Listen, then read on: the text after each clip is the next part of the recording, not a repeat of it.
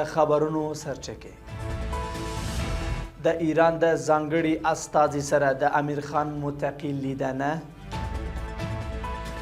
په عمان کې د حافظ ابن حمود سره د اسلامي امارت د سفیر لیدنه. او د افغانستان لپاره د چین د ځانګړي استازي سره د کورنیو چارو وزارت د معاونیت ناسته.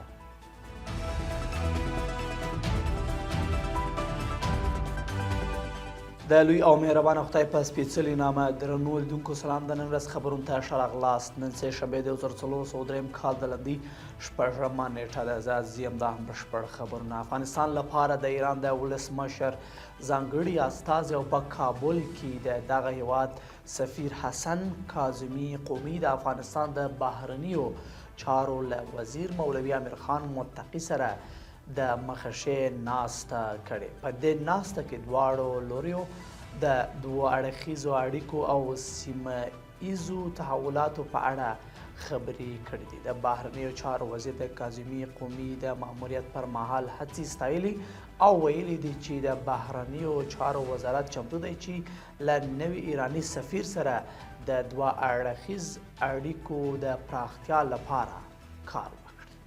عمان کې د افغانستان اسلامي امارت سفیر حافظ عمر د عمان سلطنت خیریه سازمان اجرایي رئیس محمد ابن حمود ابن سعید سره کتلې ده. ښاغلي عمر په دې کتنه کې له افغانستان سره د یاد سازمان د مرستو مننه کړې او لا ډیر همکاري غوښتنه یې کړې ده. محمد ابن حمود د تیرو ژمنو په پوره کولو سربیره د خپلو همکاریو پر دوام هم ټینګار کړی دی. د افغاني سرې میاشتې ټولنه وایي چې د سوري زړه په ناروغي اخته 10 ماشومان یې د درملنې په موخه کابل کې 3 کورنیو روغتونونو ته ورپېژندلي دي. د افغاني سرې میاشتې په وینا د دې ناروغانو د درملنې لګښت د دغه ټولنې لخوا ورکړل کیږي.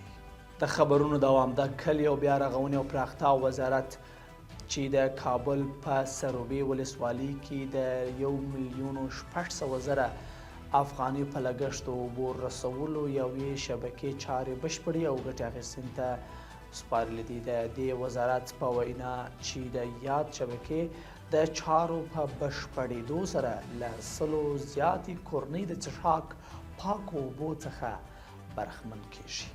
او وروستنی خبر. د کورنیو چارو وزارت لومړی مرستیال او کفیل محمد نبی عمري د افغانستان لپاره د چین له ځانګړي استازي یوشیا یونګ او مال پلاوي سره وکتل.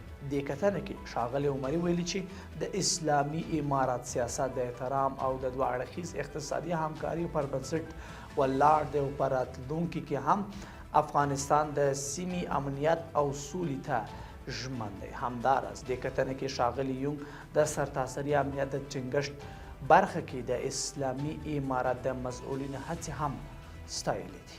له ملتیا مو مننه. تر بیا ښه وخت او ښې چارې.